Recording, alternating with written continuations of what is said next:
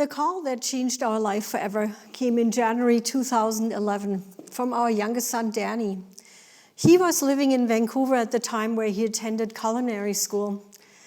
And without much of a lead-up, he told me that he was using drugs, had been for some time, and that he was in trouble.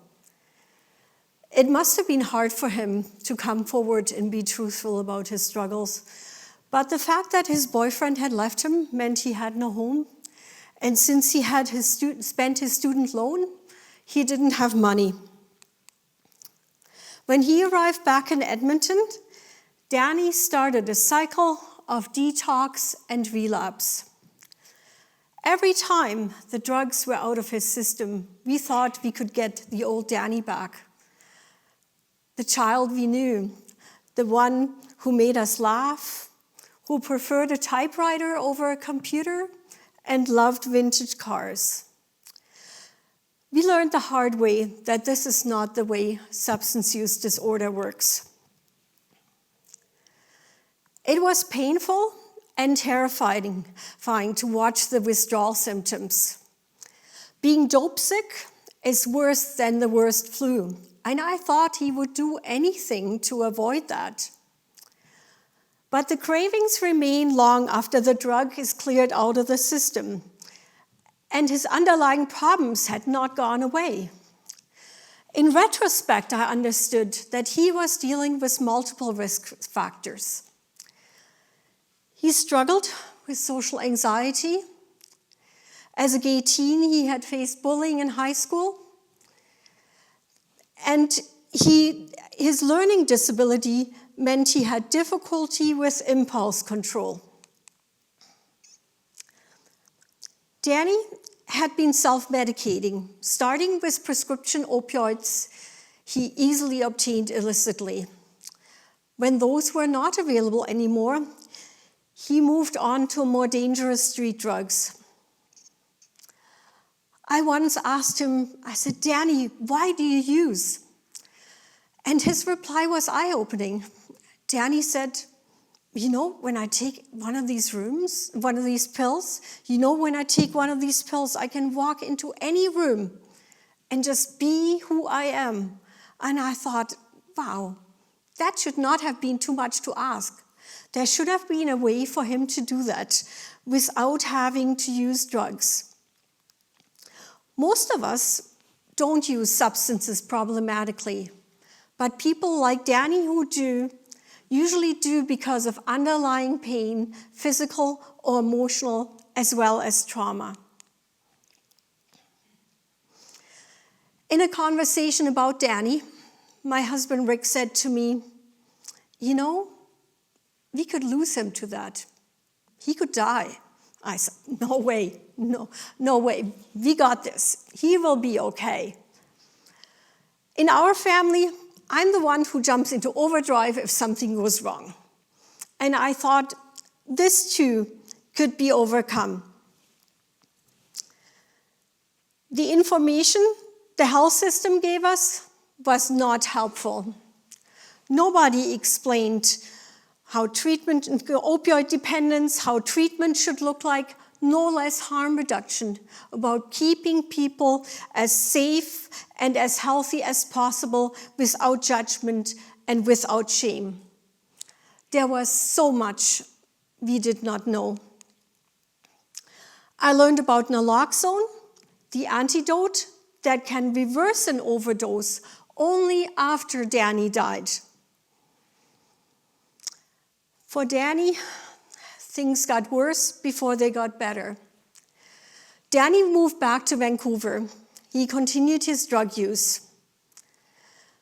A person who uses opioids over a longer period of time develops tolerance, and feeling good and positive, the ability to walk into any room, is replaced by just avoiding the withdrawal symptoms. Danny needed higher doses and started to inject. During this time, we had very little contact with him, and there were many sleepless nights.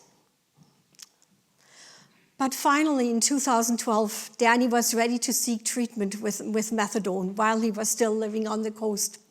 And later that year, he came back home to Edmonton to put his life back together. We had the joy of experiencing our youngest almost how we knew him. He found a job in one of Edmonton's best restaurants, and he had an apartment really close to work. On Sundays, he came home for dinner, and one of my favorite images is Danny sitting at our kitchen table, sharpening my knives. A good chef always keeps his knives sharp, and Danny kept his and mine that way. Sadly, he did not give his treatment enough time. He quit the psychologist because it interfered with work hours, and he did not stay on methadone long enough to be stable. We had falsely assumed that methadone is just another drug, and we had encouraged him to taper, probably too soon. For a person in opioid substitution treatment, for that to be effective, they have to be stable before they can taper. We don't expect people with other health conditions to live without their meds, but we do so in substance use when we make clean the gold standard against medical advice and with often devastating consequences. In the end, Rick's fearful prediction came true. Danny relapsed. He bought one more pill, which he thought was a fake OxyContin, but in fact was fentanyl. On April 30th, 2014, Danny died alone in the apartment that he had so carefully furnished only a few months before.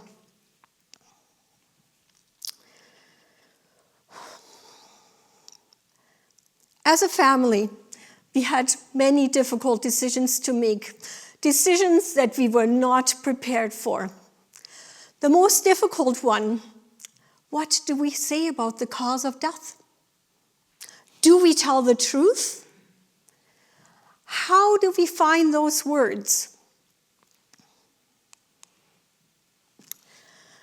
When we prepared for the funeral, we learned that giving a eulogy means to speak well of someone. And it was clear to us that if you speak well of someone, you don't tell lies. How Danny lived and how he died was part of him, and we told the full story. After the funeral, our friends, his workplace, everyone was surprised. Substance use is often hidden, and Danny was a master at disguise. We were also amazed at the number of people in our circle of friends who came forward, and they had a loved one facing the same or similar challenges, or they themselves were. And I thought, where had these people been? I never knew about this. But then I understood they had been where we were. They had suffered from stigma in silence. Overdose does not discriminate. It can happen to anyone in any family. When the numbers continued to climb and there was no action from governments, I reached out to health officials and to the media. I met like-minded women who share my pain, but also shared my desire for change. Together, we formed the group Moms Stop the Harm. These are some of the loved ones members of our group mourn. They are people from all walks of life, all genders. Most are young men between 25 and 40. Most struggled with mental health or trauma. Most died somewhere alone.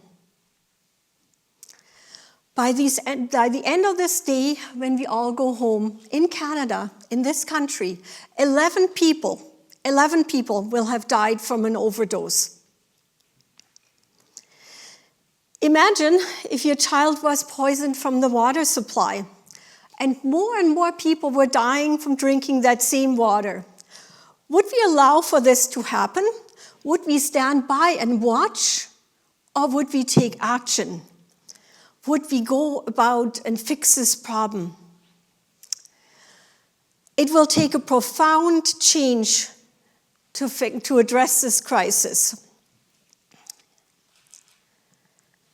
The people most affected and experts in drug policy call for action in 5 key domains. Number 1, we need a safe, regulated supply of substances on prescription for people who need them, so nobody has to turn to toxic street drugs. Number 2, we need to decriminalize the personal possession of substances so we can help people instead of locking them up.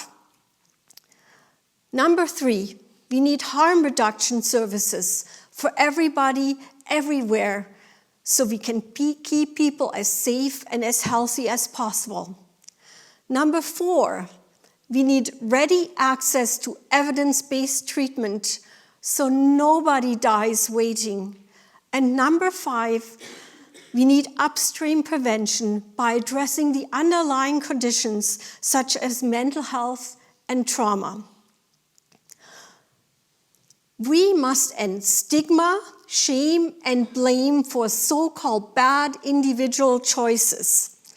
In doing so, we will allow people to come forward and seek the help they need. The truth is, people who use drugs, people like our son Danny, are like you and me. They deserve a future and they deserve a chance. Danny did not have that chance. He's on our mind every day and we miss him terribly. With him, laughter has left our family, and my knives are often dull. I often wonder how different the outcome could have been for Danny and for us, for our family. And it is our collective responsibility to ensure that the outcome is different for you and for your children. And I sincerely hope that telling Danny's story will help make that happen. Thank you so much.